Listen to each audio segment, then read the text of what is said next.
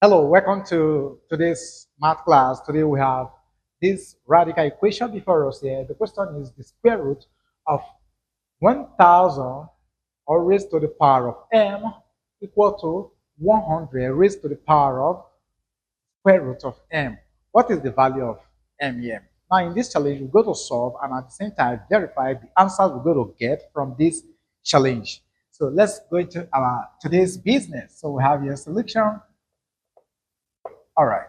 Now, look at the radical here. We have to rewrite the radical, which is this. So this could be written as our 1000 to the power of m all raised to the power of 1 all over 2. This is equal to, we also have to rewrite this, which is 100 all raised to the power of m all raised to the power of 2. All right. So from here, look at this. We have this as an exponent and we have this as an exponent. And so we can rewrite this according to the law. It says that if you have your a to the power of m n, this is same thing as a to the power of m, then bracket n, which is equals to a to the power of n, then bracket your m like this.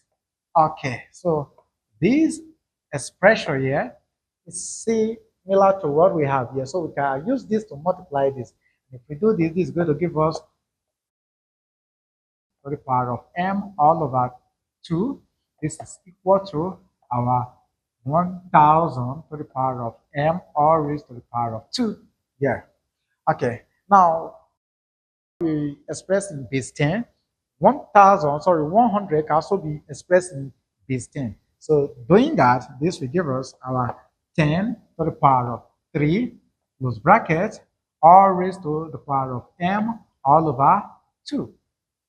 This is equal to, here we're going to have 10 all to the power of 2 bracket all raised to our m to the power of 2. I believe this is easy, right? Good. So with what we have in here now, we now have our m here, we have our m this way. So we can use this to open this again according to this law here. Then we can equally use this to open this according to this law.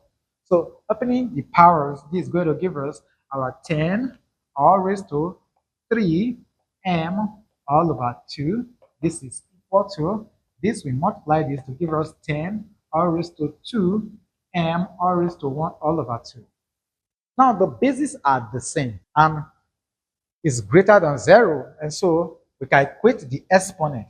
And so this now implies that our 3m all over 2, this is equal to our 2m all to the power of 1 all over 2. We just have to eliminate these 2 we have at the denominator. And how do we achieve that? We multiply both sides of the equation by 2. And so this is going to give us here our 3m all over 2 times 2. This is equal to our 2m to the power of 1 all over 2 times 2 also. Okay, so let's continue here. All right, so from here, this will leave the system. So here we're now left with our 3m now be equal to, here we're going to have 4m all to the power of 1 all over 2. Okay, so what we do next here is simple. Now, this is more or less a radical too, okay? So how do we eliminate this? We take the square of both sides. So if we square both sides, it's going to give us 3m all to the power of 2 equal to 4m all raised to 1 all over 2 all to the power of 2. Now we want to apply this law again. If we apply this law, then this is an exponent, this is an exponent. So this will live with this. So we're going to end up having this to be 9m to the power of 2 is equals to 16 m. All right, so never make the mistake of dividing both sides by m here. If you do that, you're going to come out with just one root. But this power here suggests that we solve for 2 roots. And so move this to this side. So this is going to give us our 9m to the power of 2 minus 16m equal to 0. We can factor out m from here. So this is going to give us m into, here we're left with 9m minus, here we have 16 equal to 0. Here we can apply the zero product rule whereby we equate this to 0, equate this to 0. So we're going to have our case 1. Our case 1 going to give us our m is equal to 0. And this is the first root to this challenge here. All right.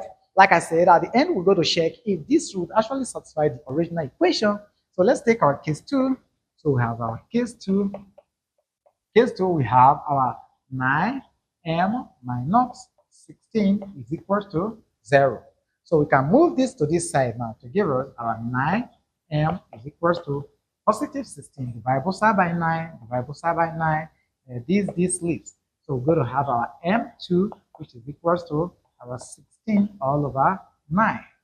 All right, so let's keep these two roots here now. All right, so let's do a simple check if this will actually satisfy the original equation. Okay, so let's take a check. Check. Okay, this is still visible. All right, so we just have to write our original equation, which says that the square root of our 1000 raised to the power of m is equal to 100 raised to the power of the square root of m.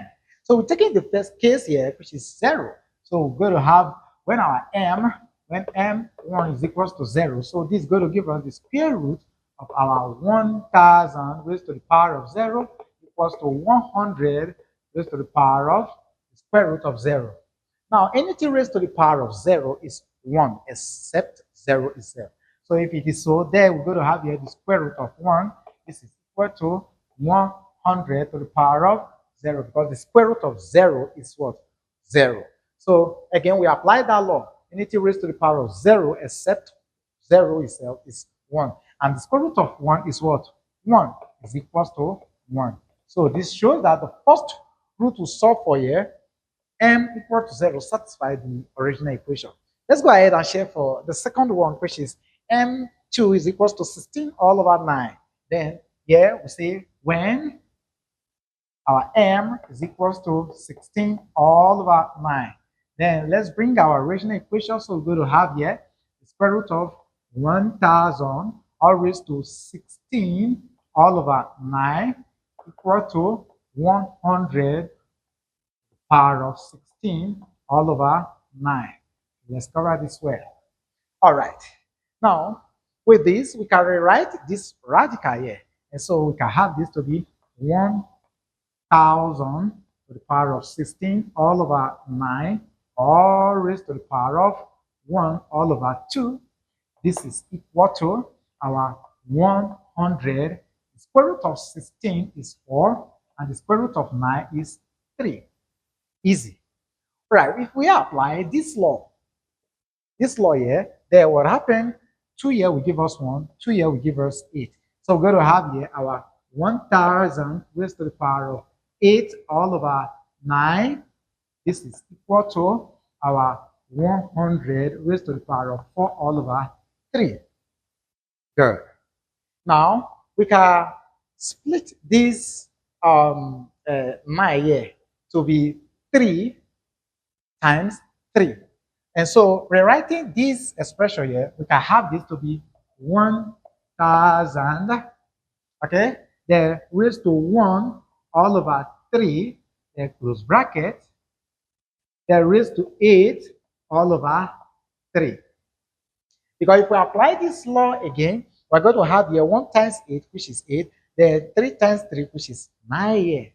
All right, so this is equal to, let's keep this guy here, 4 all over 3. All right. Now, with what we have here now, if we take the cube root of this expression here, this is going to give us our 10. In other words, this expression you have inside the bracket will give us 10 raised to our 8 all over 3. Okay, this is 3, please. All over 3. Now, let's come to this side. We can rewrite this expression here. This will give us here 10 raised to the power of 2, or in bracket raised to 4 all over 3. Then again, this is all over divisible 1. And if we apply this again, then we can use this 2 to times this 4, use this 1 to times this 3. And so we're going to end up having something good here. So this is going to give us our 10 to the power of, let's put this in bracket, 8 all over 3. This is equal to, this is going to give us 10 to the power of Let's put this in bracket also. 8, because 2 times 4 will give us 8 all over 3. So therefore, we now have here 10 to the power of 8 all over 3 is equals to 10 to the power of 8 all over 3. So this shows that the second root which you solve for also satisfies the original equation. Okay, so this brings us to the end of this math class. If you learned something from this video tutorial, then give the video a thumbs up. Again, if you have any question with regard to this challenge so far, drop it in the comment section. We'll reply to your comment. Thanks for watching Online Maths TV. We love you. And keep watching Online Maths TV until we meet you in our next class. Keep winning. Bye for now.